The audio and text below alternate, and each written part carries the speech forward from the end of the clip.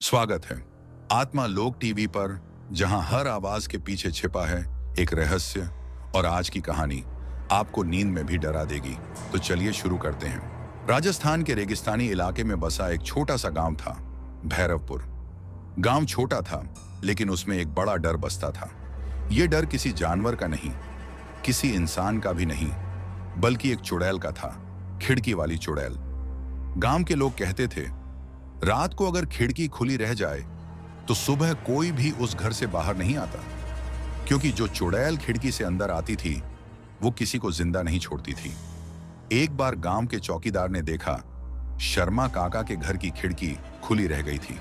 सुबह जब वो उन्हें बुलाने गए तो घर का दरवाजा खुला था, लेकिन अंदर का नजारा देखकर उनकी रूह कांप गई।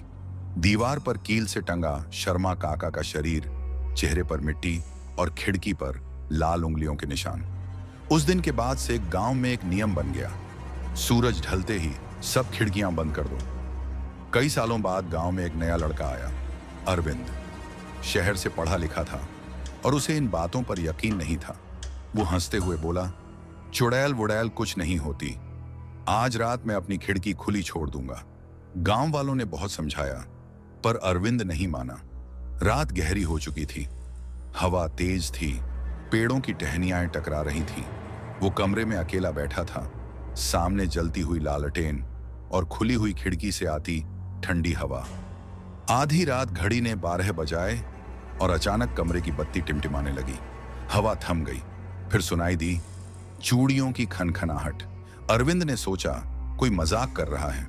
वो उठकर खिड़की के पास गया और तभी एक ठंडी हवा का झोंका उसके चेहरे से टकराया। खिड़की के बाहर एक औरत खड़ी थी, लंबे बाल, चेहरा सफेद जैसे राख और आंखें लाल जैसे जलती अंगारियां।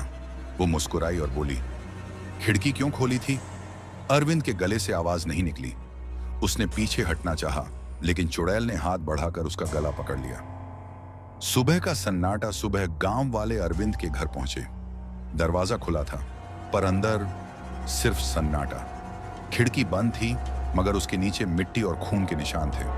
तकिए पर लिखा था, खिड़की क्यों खोली थी?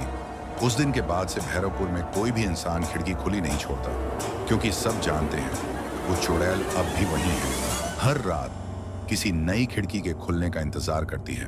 अरविंद के गायब होने के बाद गांव में फिर सन्नाटा फैल गया। लोग अब रात को जल्दी घर लौट आते और जैसे ही अंधेरा होता, हर खिड़की, हर दरवाजा बंद कर दिया जाता। पर एक सवाल सबके मन में था, आखिर वो चुड़ैल है कौन?